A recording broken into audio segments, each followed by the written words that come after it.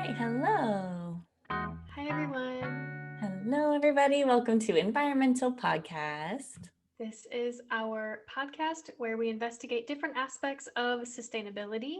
We choose a topic each month and we dive really deep into it. And today we have our guest for our Changemaker chat to talk about sourcing. It's Trish Flaster. Hi, Trish. Welcome. Hi, thank you for inviting me. I really appreciate it. Yes, thank you for joining us. Trish, you are the Executive Director of Botanical Liaisons. And can you tell us a little bit more about what you do? Yeah, I can go back a little bit further before that if that's helpful for people in understanding who I am and my knowledge base. Yeah, okay. I started in a totally different career, and then went back to school to get a master's degree. And during that time, I did some research for what preceded a few trade organization. So it was a trade association at the time. It preceded ABC, or American Botanical Council, and Herbalgram, et cetera, and all that came out of that, and Herb Research Foundation. And then I got a job at Celestial Seasonings for about 10 years doing research. So the benefit of that, more than be able to have a lot of free tea, is that I learned quality control first. And for this industry, that was a real blessing. So I really, really appreciate working in the analytical lab and all the people that helped me learn that, all the techniques there. And, we were constantly changing them because at the time, Celestial Seasonings was really putting them in place, taking classic chemistry into, putting it into a natural products lab. And granted, it's a small lab. And then from there, I was offered an opportunity. I'm an ethnobotanist by training, academic training, and I was offered a job at Shaman Pharmaceuticals, which was a pharmaceutical company, young, new, no products on. And what we did is we, meaning an ethnobotanist, a medical doctor, went into different areas, all tropical areas of the world, not temperate, and interviewed healers and what they were using for antivirals, antibacterials, Wow. antifungals mostly, not antibacterials, but antifungals would be the general term, and also then later on looking at diabetes. They then did have a product that passed FDA sanctioning and is on the market for, I don't know what they're using it for, I think diarrhea. But the issue is that we really had we were kind of like one of the first companies out there. It was everyone who was an ethnobotanist and natural products chemist was checking in with us because we were setting up ethics. We were setting up how to work with people in the field. Informed consent, prior informed consent documents. What about reciprocity, ethics, environmental issues on collection, and how to pay people, simple things. Mm-hmm. So that was an amazing opportunity. I traveled to very unique places in the world, or if I didn't, I was given plants that I managed. I did all the sourcing there, and we worked from all the expeditions to collect them and monitor all the materials. So we worked in a very holistic pattern or method where every meetings we had biologist, chemist, ethnobotanist, regulatory, all working together. So that was pretty exciting. But as all good things come to end, corporate behavior was disappointing me. Whoa, I'm sorry, I'm dropping my computer. Corporate behavior was disappointing me into a sense that I decided that I would like to work on projects uh, of my own decision and with people that I chose. And so I did started Botanical Liaisons, back to your original question, which is a profitable consulting, ethnobotanical consulting firm. Wow. Oh, wow, I don't know if you want me to continue. Tell you some of the specific things that I do with that, or that will come out with other questions. Yeah, I just want to say that the interviewing tropical healers and is a personal dream of mine. So that's just so cool. That's so cool. It was, it was definitely an opportunity that was so incredible for me. I feel so lucky. The problem, I think what happened was, because there are very few opportunities unless you become an ethnobotanist, and ethnobotany is a field of research. There's several of us around the world and universities that have well-known ethnobotanists. You can also contact the Society for Economic Botany on econbot.org. And going to our meetings, it's one of the least expensive societies to join. It does has a peer-reviewed journal from the New York Botanical Gardens that's decades old and high quality. But our students are the most important, and the majority of people who actually attend our meetings, even in our extremely active group.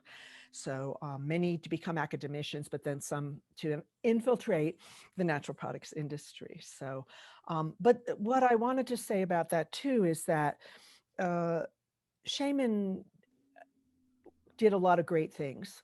And in every young company, there's also, growing pains. And I think one of those growing pains was that maybe they grew too fast. And in order to deal with that, they ended up having to release people from work. And it created a shift in some things. And so there was no proof of concept. What the problem was, the aftermath of people were saying that, gee, it didn't work. Shaman was unsuccessful. But I don't think that was true, because interviewing healers and how they perceive diseases and how they prepare diseases, it's not just you take an herb and you isolate it in a Western technique of polarity, usually with chemistry, but that you actually get the details of how it works, and if there's dietary. And we did a lot of that research. What are the adjuvants you would need to add to that, and how did they extract it, because they had very unique extraction methodologies to create alkaloids or some other chemical class. But we didn't really prove that that was functional. We ended before that was shown. And so it disappointed me that people felt like that wasn't a method that we continue with. And yet the rainforests or tropical areas of the world are shrinking, as are these knowledge holders. They are older and dying. Yeah. And that's something that we read about on your website, that Botanical Liaisons is really dedicated to making sure that people are paid, and that Indigenous folks are able to keep their traditional spaces alive, and that you're really dedicated to creating ethics and creating ethical verifications. And even with shaman, like you're saying, said you were setting up ethics and informed consent with these spaces that had never felt that before. And that's a topic that we've talked about in previous environmental episodes, where people were just coming in and taking their knowledge or taking their land, and not really asking, or not asking in a way that made sense in that culture, just kind of taking. So it seems like you've noticed that early and sort of showed up, and they were like, nope, informed consent, let's create this. And it seems like you left because of a lot of the reasons a lot of us small businesses do, is because of corporate shit. And then you were like, let's make these verification programs. So I'd like to know a little bit about the ethical sourcing and stuff. So word to the wise, if you want to be a consultant, it isn't stable. So if you need stability, don't go out there. And two, if you want to be very ethical, it doesn't mean you make money. Because you have to make those decisions in business. When someone asks you to do something, you're going, well, I have to recognize the owner of this information. They go, no, we don't want that. We just want to use this. And I'm like, well, I can't. And you lose jobs. So be aware of that. And I'm sorry about that. It's not everybody, but there are quite a few people. And bioprivacy was extremely active at this time. And so people were going and taking things, even smuggling, I guess you could say, in a sense, out of the country, Yeah. seeds, whatever, to utilize without recognizing those people. So, I don't know. It's general manners. Would you walk into someone's house and go, "Hey, I like this picture. I think I'll just take it off the wall and take it home"? I mean, it's as simple as that. When you go into when we went into a society or a village, we usually had an introduction. So we'd have a local person with us who had some relationship with them. And so they knew that. But the first thing we did was meet with the ruling parties, which were often a chief and their council, or it could be a tribal group, that was much larger, that took several years to get permission. But you want to ask them, it's like prior informed consent means that, look, we would like to be able to ask your healer some information. We would like to be able to collect materials and research them. The result of this could end in a profitable event. Maybe not, but if it is, we'd like to share that profit with you and wanted you to know about it. Now, that was a struggle into itself, because how do you share that if multiple people have the same information? And so, we talked to people, and so there were different terms of reciprocity, of acknowledging the knowledge holders. And that would be immediate, something that we could give right then and there. Something that is medium term, like, maybe paying for the continual collection of materials.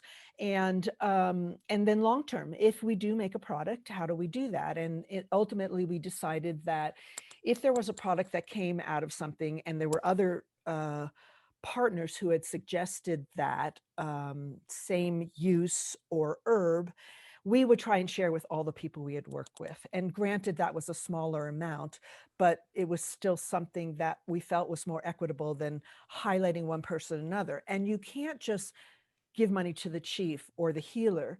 That creates inequities just within that culture itself. And there's a lot of mistakes you can make just without you even knowing it, and I can tell you some great stories. But so I think ethics are important. So you need to hold that in your heart and mind first, so that you're careful on where you step. And if you make mistakes, acknowledge them and talk about them, so you will see them. They're obvious and stuff. But people are so appreciative in general. Cultures really want to trust you. And when they do trust you and you exchange things, there's a much greater depth to that gift exchange than we in Western civilizations, I think, understand. So, so ethics are in a lot of different areas. And I think that I started writing an ethical document, which isn't out yet, the Skylines for Natural Products, with Erin Smith, who's an herbalist ethnobotanist who now works at Banyan Botanicals. And she and I are just writing a draft of something very simple that would be to adopt, but to make people understand that we need to make commitments. We are an industry of health and healing. And so that extends to packaging, it extends to purchasing, it extends to every person that touches this material. And I've started a program with KSM 66, who in India, who does with Thania ashwagandha, touching lives globally, because so many people are affected by the manufacturing part, from soil to soul, which is an old word that Odwalla used to use, Greg Stettenpaul. And but it's true. What happens from the seed? Is that actually the right plant? Because if you're giving someone a plant to heal themselves, and granted, maybe flu isn't that important, but gee, using saw palmetto for prostate cancer could be a little more critical.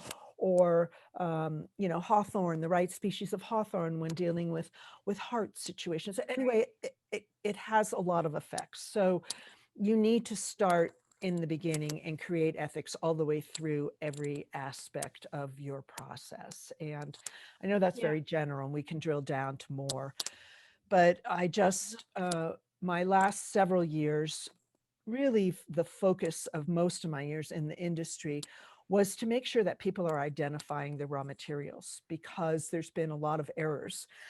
I don't know about the current numbers, but in the past, it had been only about 30% of all published articles in Journal of Natural Products and most of the chemical natural products chemistry journals. Only 30% actually were identified correctly by using the botanical classical situation, which is to collect a reference material and put it onto archival material and shelve it archivally. And so therefore there were errors in things as simple as echinacea, and using the wrong species, a lot of times even using the wrong genus. So that was what I was mostly focusing on. So at Celestial Seasonings, I worked on creating a herbarium, which is a library of plants, and we did our own cleaning. And so we had a lot of things coming out of the material when we were cleaning, and a lot of it was seeds. So we actually decided to identify the seeds because some ended up being toxic. And so we had to be extremely careful on our cleaning. And then we had to give feedback to the collectors, the suppliers, because they were intercropping to make it valuable for them. But intercropping with things like castor beans was a very dangerous thing, or wild harvesting an area where abris, jaquarity bean, which is very fatal.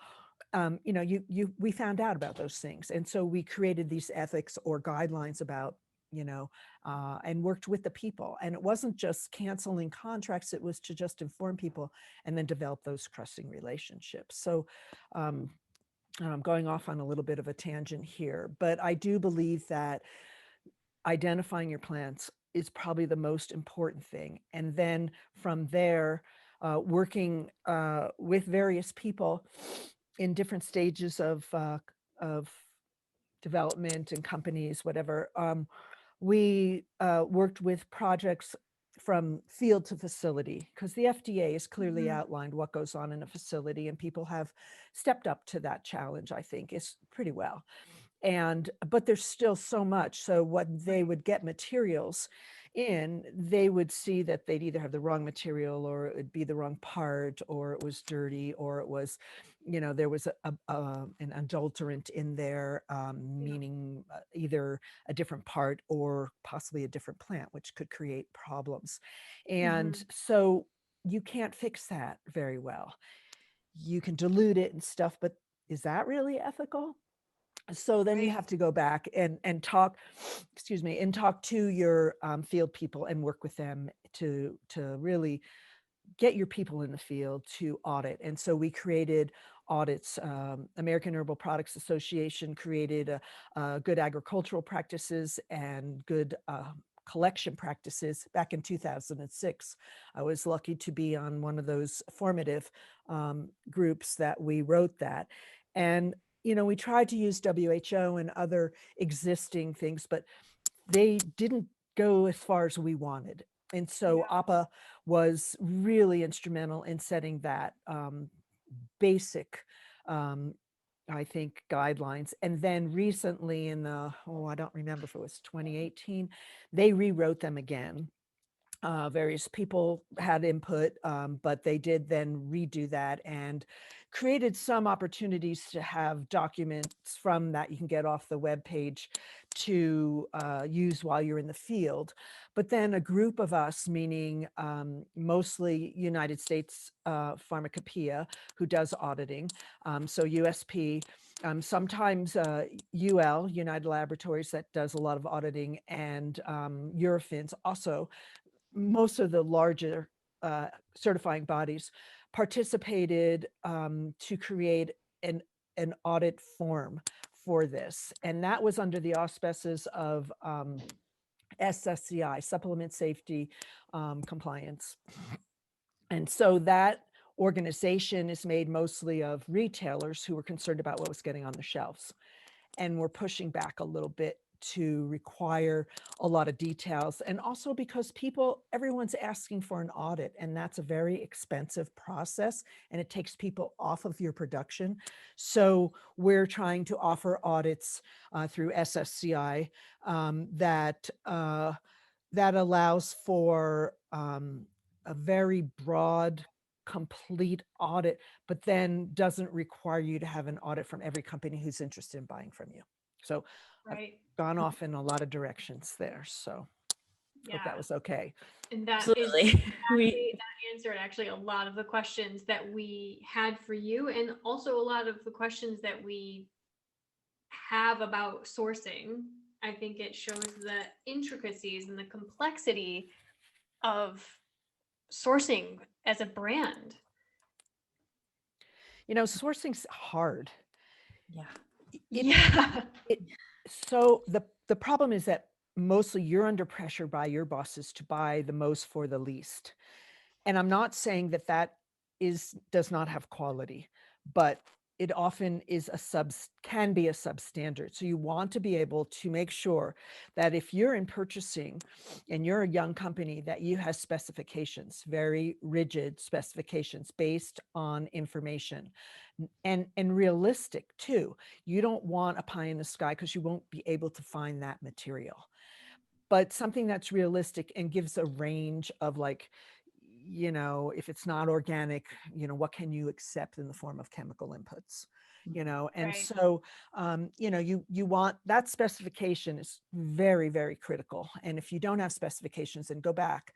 Don't work for anyone, don't purchase for anyone, don't do anything unless the company has specifications. Help them write them. And then the next step would be, if you are selling materials, to have your certificate of analysis. And that too needs to have certain data. I mean, okay, so you have your heavy metals and you have your pesticides and you have your E. coli, et cetera. But did you identify the plant? And if they say the plant name, they might say a characteristic color, but how did they determine that? That can be an analytical test. And that's where we miss things. Those are things that people just assume are correct. And you can't do that. You really can't do that. You have to make sure that you have identified your material and it's really what you want. So many years ago, when ordering, I think it was Golden Seal, all of a sudden the capsules I was buying, I was just getting you know, something for my personal use, they were Yeah. green. And I'm like, wait a second. Golden Seal root is yellow. Yellow. Definitely yellow. And so when I Very- asked that, they go, well, you know, nobody said anything, so we thought we'd try and use the leaves.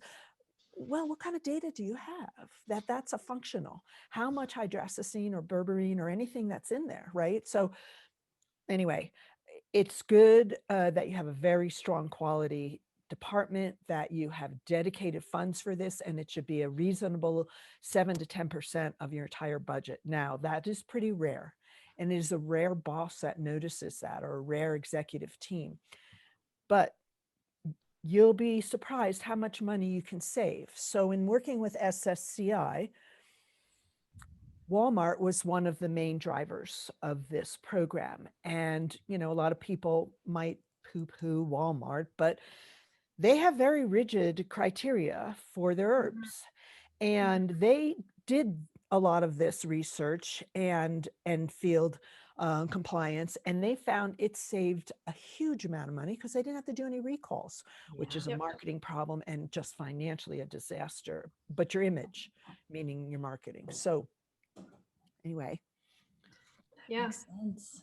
It makes a lot of sense. Yeah, taking these steps and investing in these kind of preventative measures so that you can always ensure the quality before it ever even touches the consumer side. Yeah.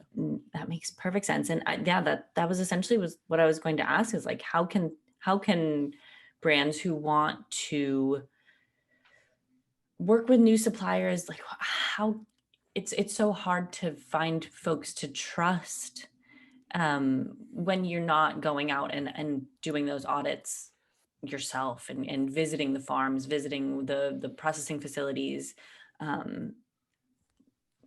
Yeah, if I don't know if there's any sort of tips and tricks, or how small businesses can know who to trust. you know, COVID is changing things a lot. Yeah. And COVID is making electronic communication so much more valuable. Yep. It's very expensive to send your people into the field. I get that. It can save you money. I also understand that. But I have worked, a lot of people say, oh, you must travel so much. And I have, but the majority of my work is between me and my computer. So, I travel between my office and, the computer or something, the phone it used to be, but now it's more almost always computer. And you have to ask a lot of different ways. So let's say if you're working with translators, which is a real issue, you don't, how you ask questions is an anthropological study, and you should look into that. You don't want to ask questions that are yes or no. What are you finding out? So ask questions that are going to give you information. Don't bottom line it. And it's easy to do that because we like to tell people what we think and we like to tell people what we know. And so we ask them a rhetorical question, basically, and we get an answer that we want. But it doesn't really give you any information. You're assuming something. So you need to ask a question in multiple ways. I work with someone who's somewhat literate. This definitely sends me emails a lot. But I had to write a dozen, and I've been working with them for a while. I had to write a dozen emails, different questions asking, because there was a confusion about the part. Was it bark from the root or the root? And he kept saying, I sent you the right part. I did everything. I always am very careful about things. And so he was concerned about being ethical, in his work. But the point was, I knew there was a problem, but because we were getting analytical confusion, right? And so I had to keep asking, and ultimately found out that indeed he wasn't collecting bark, but he was collecting root. And we were getting some positive results in the lab. But anyway, so you have to really spend a lot of time asking questions. It's a two-way street. You would think that using a translator, you would ask a question and you'd get an answer. It's very one way, but it's not. That person, first of all, has their own prejudices in trying to improve you. So when I was in China interviewing Tibetan people, there was a real cultural class there, and she was embarrassed to tell me what some of the Tibetan people were saying. And I knew that. And so next time I insisted on a Tibetan person who knew Tibetan and English and Chinese, because you need all of those to really work on there. So you have to be very careful on what you're saying, what you're listening, what you're hearing, and clarify things in multiple ways, even though it's the same question.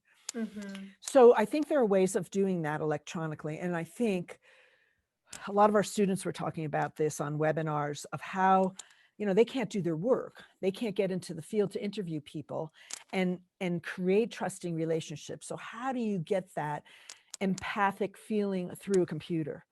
How do you create a true relationship? And I think you can do that. I think people have heart and are basically good and caring and could create these kind of conversations. It just might take longer. You might have to have some way of showing that. And that's why creating reciprocity definitely helps. I mean, it can be like, I've bought computers for so many of my folks, in the field, because they didn't have it and they needed it for their own use, but I needed them to have it. Right. And so I just, I think there are ways of doing it. And I do think that Zoom or Google Meet or, Teams or, whoever's going to do it, they're going to get there, because I think companies have realized it's very expensive to travel and we really don't need to do that as much. And so maybe more money will go into international travel. And then the thing about international travel and not sitting on a computer is you see why it's difficult to get you something. It's muddy, it's steep, it's rainy, it's, they don't have a car, so they have to take multiple buses to go 4 hours away to get you a specimen, or there's a lot of logistics, in the third world country.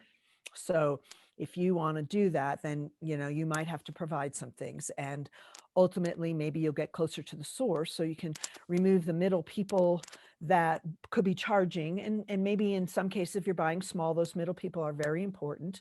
But if you're buying enough that you can go directly to a farmer, you might be able to, provide supply techniques, and also supplies in general that allow them to do a better job. I mean, it was, we were doing a lot of hibiscus collection for celestial seasonings. And when we were in Thailand, because we were trying to get them to plant that instead of opium, well, there's a difference in money there, but we were working with some of the political people there to do that.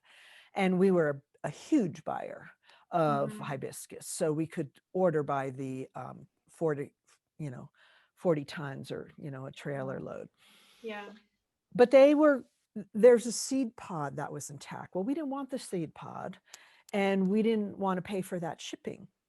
And so we noticed that they had a tool that was like it looked like a pen with a sharp edge. So it was metal. So it looked like a tulip at the end with a handle. And so they would just twist and push through the seed pod, and then we'd only have the calyx, the subtanding part of the flower. It's not the petals that you use in hibiscus, it's the calyx or the calyx. Interesting. No, it's not.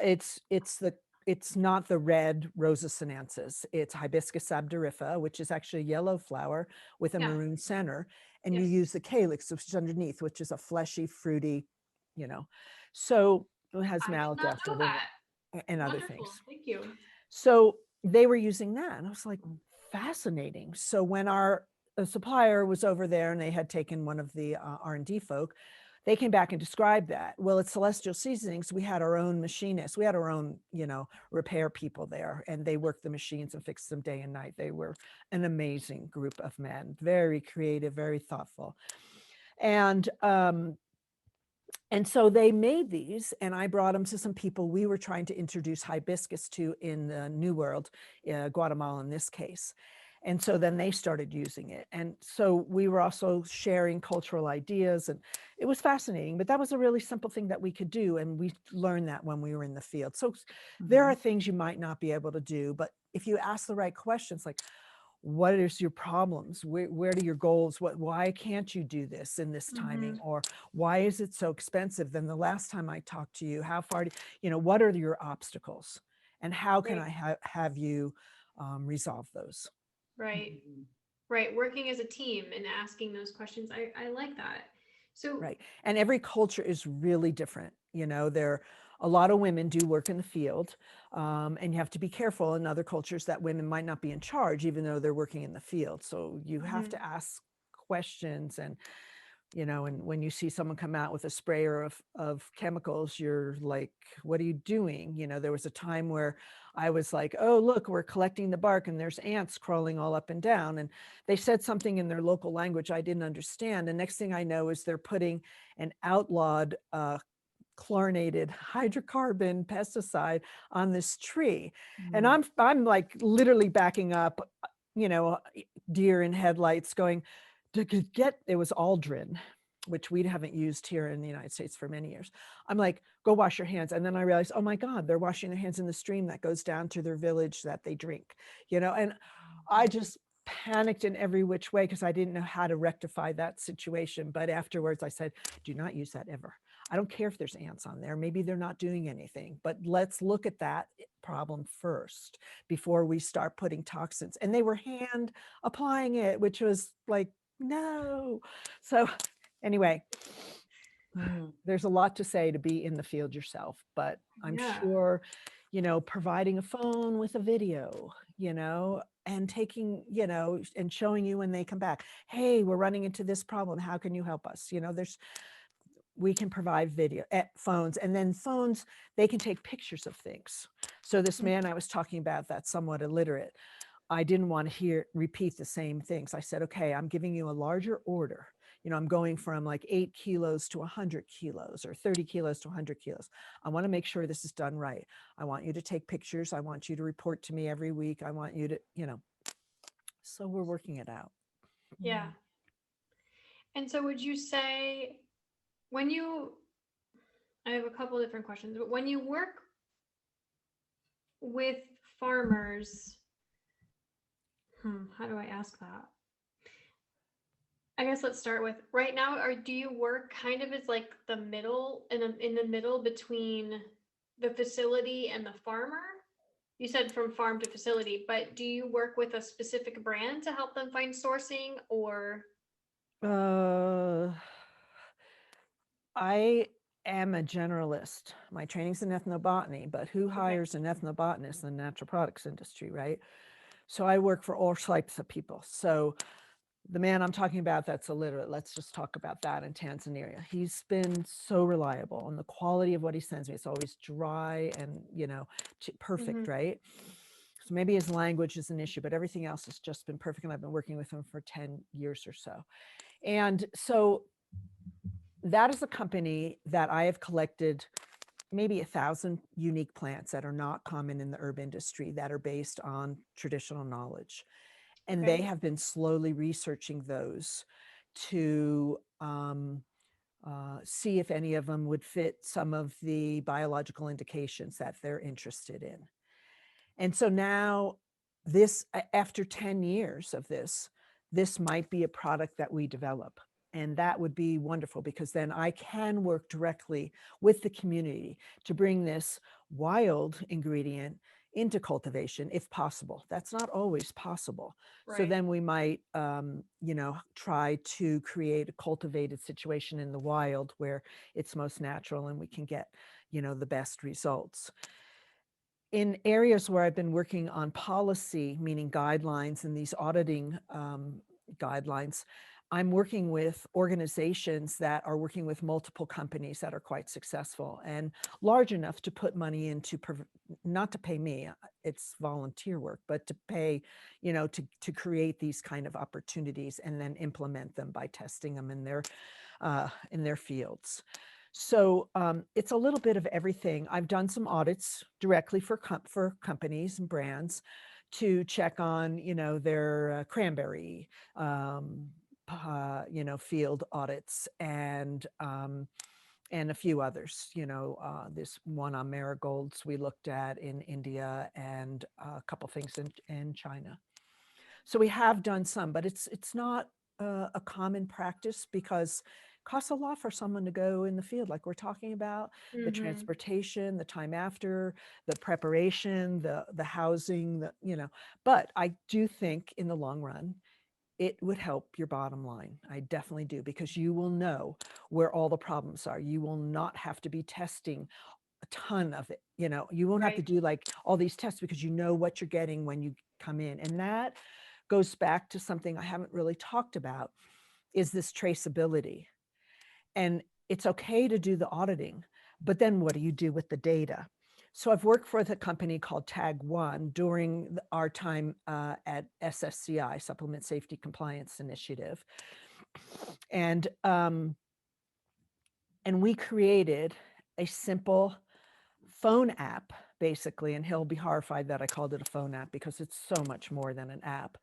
It's a very complex, traceable program that goes from seed through the consumer. So there's actually marketing, there's ways of putting all your testing on there, all the documentations you have in-house. So there is a huge area, and it can be divided into sections if people don't want to do all parts of it, but it's much more comprehensive than what I'm calling as a phone app. But it's, if you can figure that out. So we're asking, there's a whole profile on the farmer.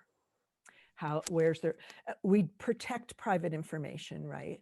But maybe you want to know, by hitting the QR code, who's collecting your materials and where they are in the world. I'm not going to tell you where their farm is, but, and they, how long they've been there and how long they're doing it and what's unique about them and what's unique about how they process the material, or how do they get it from their field to the processing, who knows, what that is, and how do they identify it? Is it by some sensory analysis, or are they actually, know botany and they can identify it, which is probably rare.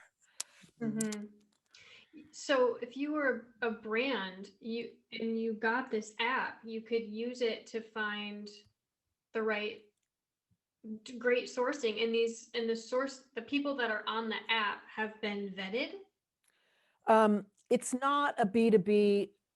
Yeah, I have to think about that, because that isn't really what it's for. It's not for you to go on the app and find a supplier. It's for your company to use it so your consumers can learn all the stages, all the quality, all the steps that you've taken to get that into the bottle. And for you to track all that information so you have it. And then we've talked about some of this, about finding, how to create a B2B opportunity, because that is hard for small companies to find decent suppliers. You can go to a lot of co-packers, but co-packers are at the beck and call of those wanting the product. And so they often get a request for a huge diversity of materials, of which they haven't vetted enough. That's my problem, is my issue with them. But it's their problem, because they're trying to make money. They're trying to have, satisfy their customers and do a good job. But they have 100 to 400 ingredients. And you can't know all the information you need on that. So you need to start small and grow with that. So you're definitely aware of where you're getting it each time and not buying by price. It's a really hard position, a co-packer, to be in. And could be a weak link for us, and could be a strength, because not everybody wants to have a facility to pack. And so having those people in our industry is very important. I don't want to undermine their importance, but I think that we, as people who work with them, then have to go back with all this information and say, hey, I need to know this. And that's how you choose those people, is if they have their standard operating procedures, if they've got approved vendors, in their specs and things like that. So it's no different than as if you were doing it, because you are responsible for that from FDA anyway. But you need that oversight, and therefore you need to be informed, and not necessarily to just take their word for it, but make sure that you have your own responsibilities and oversight for that. So I'm not sure that would be a B2B on how to find that, but I think there's a place for that. And I've been talking to Tag One a little bit about that, and to my colleague in the company that we used to call ID, identification of dietary ingredients. We each have our own consultants, Blake Ebersol, and he's doing a lot of great work. But we do work on that, as we have with you mentioned earlier, on the ethical, sustainable guidelines too, that we've created. Yeah, wow.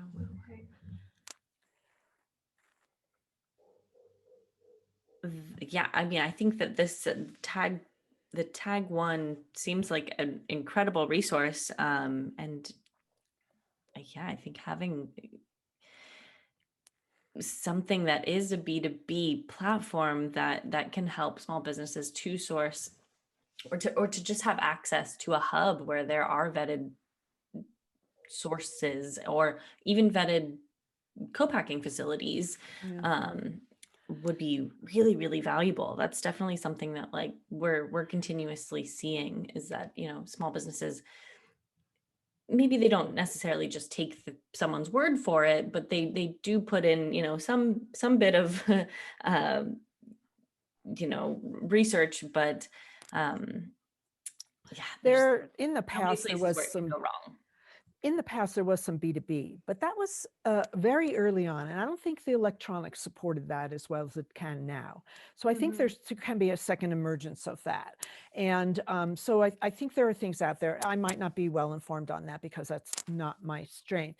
But also Informa, who runs a lot of our publications and our shows, has been amazing in being able to list those things. So by communicating with Informa and their magazines, and even some of the other William Reed magazines, they do list those things. There's I can't remember which one of the publications, if it's Nutritionals International or whatever, but they did have a list of suppliers as one of their annual issues. And so there are things out there. I don't mean to think there isn't anything. There are things out there that you can do. And then by joining, some of the trade organizations, United Natural Products or ABC or American Herbal Products or CRN, you meet people, and that's a value for a small company, because there are committees where you can work with those people who have already worked out a lot of those issues. So don't undermine jumping in at meetings and finding out what the trade industry organizations are doing, because they're extremely valuable for you. Mhm. Fantastic. Okay, that's If great. if you were gonna start a brand and you knew nothing about how to find the right, what would I know that's a weird thing to ask, but what would be the first step that a brand should take to find uh, their ingredient that they're looking for? What would be the first thing they should do? Assuming they've already been trained in FDA guidance by some of the people out there who do trainings, and they've checked in with some of these things and they have their specs and stuff. I guess I would attend meetings. I have found that interactive has been great, and I don't know how that's working now, except that there are ways on Informa meetings. Supply side in particular has been the most important meeting to find suppliers. That's the whole purpose of that meeting, and it's usually in the fall. They have it called Supply Side 365 now in Forma, and you can join, and there are all sorts of areas where you can have, I don't know if it's appointments. I haven't done it. It's kind of like what we, was called speed dating, in the form of meeting a company, asking questions and things like that. So you have to do a little more of your homework because it's not as spontaneous. But if you knew what you were looking for, I'm sure there are ways of putting that in there, and then for them to match up with some people. And so, I think that does exist. And so I would supply side is really where people need to look at that. And that is an Informa base.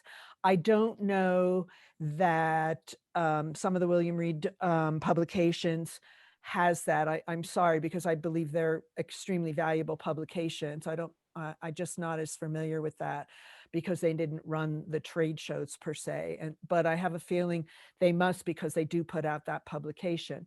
And so I would look at some of their publications, nutritionals, and they have several. And they do a lot of different interviews. We'll be doing an interview on ashwagandha and sustainability and traceability later on this month. And then I had one other way to do that, and I've lost my train of thought.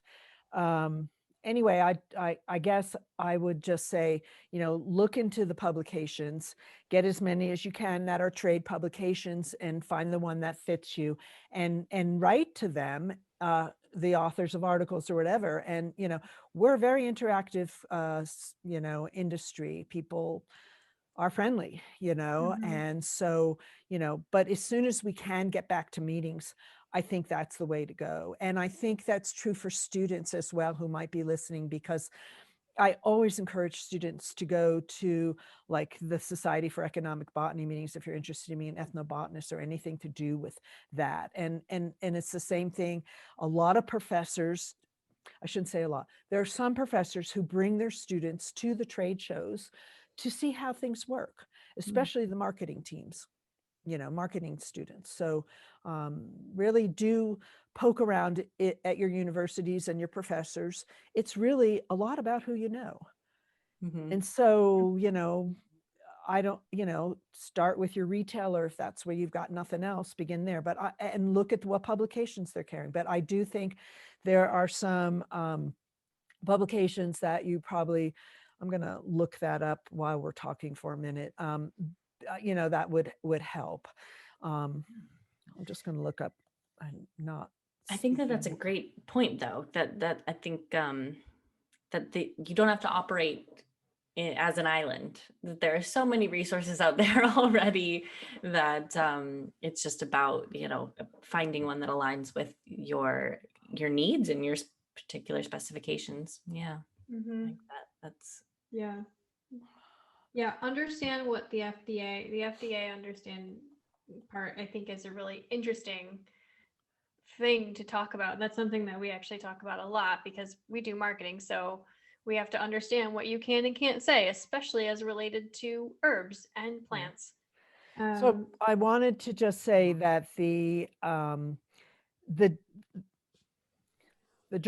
magazines that I've been difficult in remembering all their names, it's Nutra Ingredients. I was saying nutraceuticals. It's Nutra Ingredients, Food Navigator, Cosmetic Design, and Outsourcing Pharma.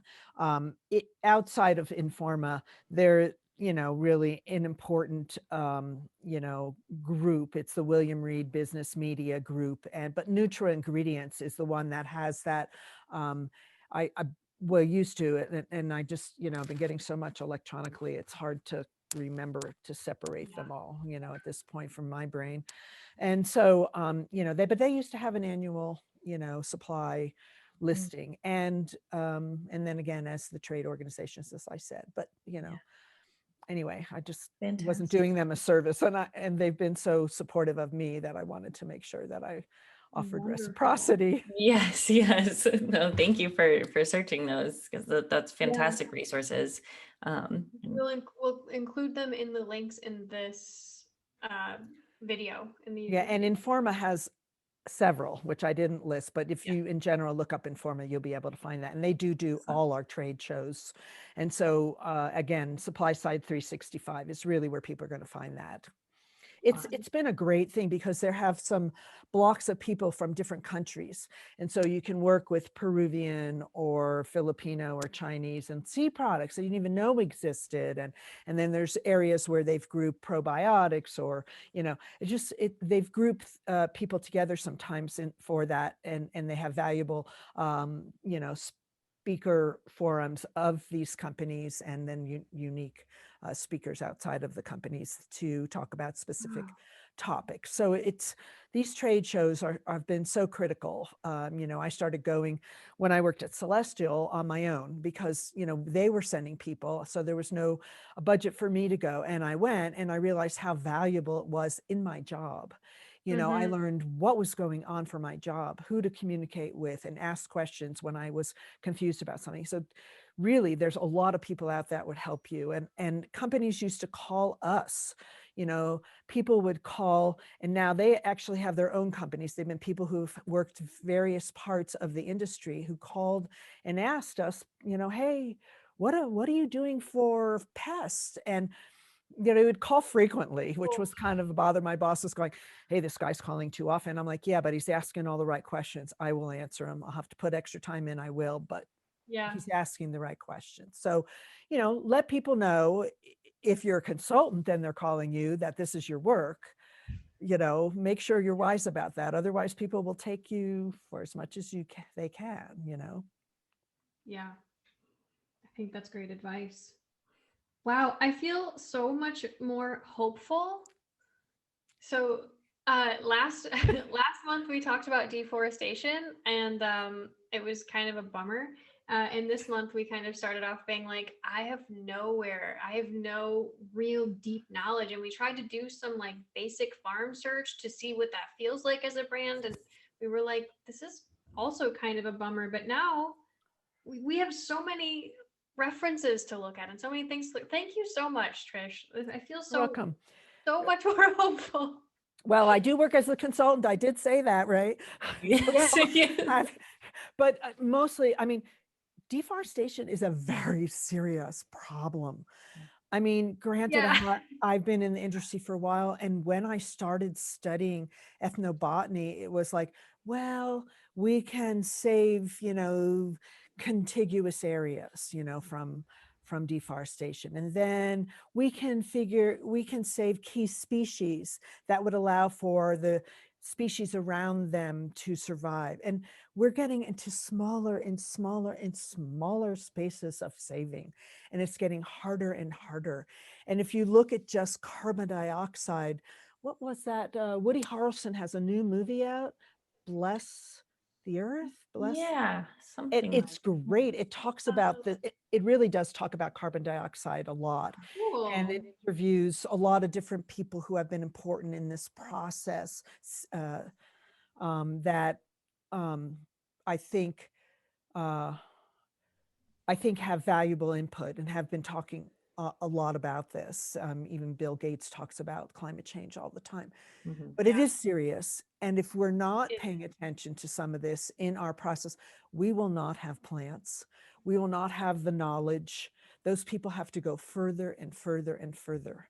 Years ago, when I went out to Tibet to show them how to do some sustainability studies on harvesting, we had to go really far. We were walking over, not just up to alpine areas, but over and down into the next valley to Wow. find that, because the Chinese were immigrating their people into those areas and removing Tibetan people, or integrating them. And those Chinese people had goats and sheep, and they wiped out the landscape, Yep. and so it's just so subtle to see those things. But I don't want to undermine that deforestation is a very important issue for all of us to look at. And that's why paying Yeah. attention to your field people is so important. So they're going to keep you informed.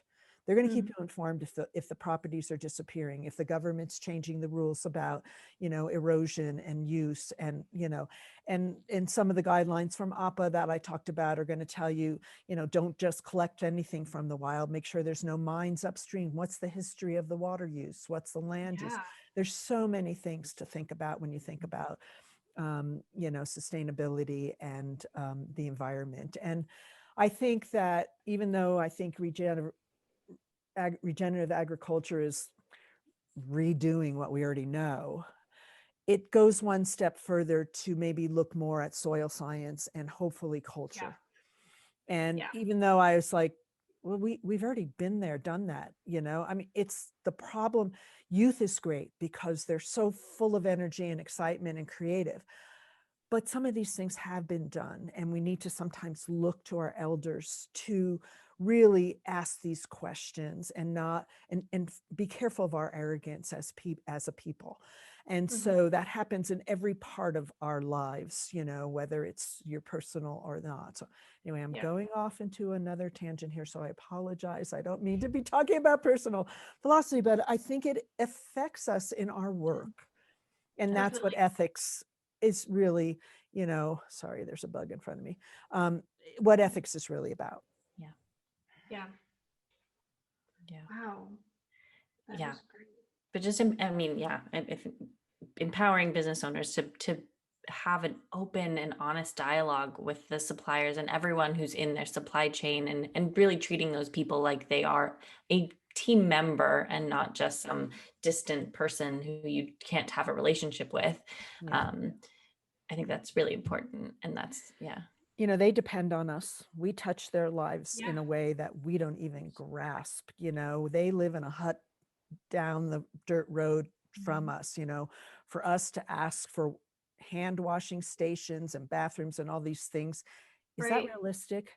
Right. We want sanitary conditions, but what are we asking for? And so know what's possible and realistic. They've got dogs walking around pooing in the field, so I'm not saying our people are doing that, but I think we have to be careful on what we're asking for and why, and to really make sure you have those, exactly what you're saying, open lines of communication with your suppliers. It might be 3 people deep.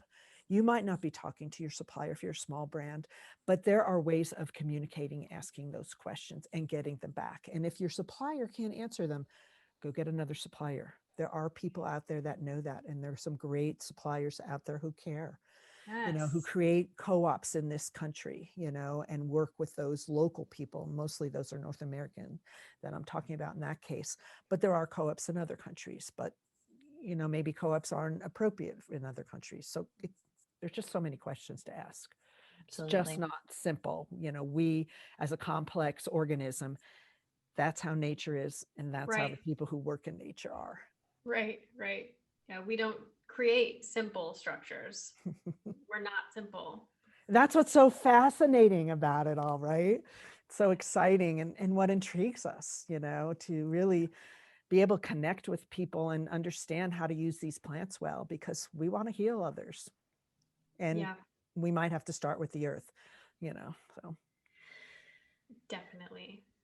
So. I think that's a really good place. That's a really good note to end on also. Thank you. That we might have to heal. We want to heal each other, and we might have to heal the earth. I think that's beautiful. Trish, where can people find you or get a hold of you if they have more questions? I've written a lot of articles and chapters and books and given talks. So if someone just looks up Trish Flaster, they can often Google and find something. But of course, the best way to do that would be to look at my botanicalliaisons.com webpage. And when it says Trish Flaster, that will be an email to me. And I'd welcome all sorts of conversations, as simple as you might think they are. They, maybe I have an answer, maybe I haven't thought about it, but I might be able to direct you. My years of experience in the industry have offered me that. And there's a lot I still don't know, as you can gather. There's a lot of younger people coming up and young organizations that I'm not as familiar about, but there's a lot out there. And so I encourage you to talk to people and chat with them and find what you need. And don't give up until you do what you're passionate about. But please do contact. And I don't want to give out my cell phone number, sorry, but I will answer email. Yeah, perfect. That's great. Thank you so much for your time, Trish. This has been so incredible and really, really inspiring. And I'm excited to dive into a lot of these resources that you shared. Thanks. Yeah. And if there's any other topics that come up from your clients or listeners that we can dive deeper in, let's talk about it, because it's always a conversation. Yeah. Yeah. Thank you very much. Absolutely. Yeah, Thank thank you. Thanks for watching, everybody. Thanks, everybody. If you love this content, please hit the subscribe button. That would be awesome. Bye.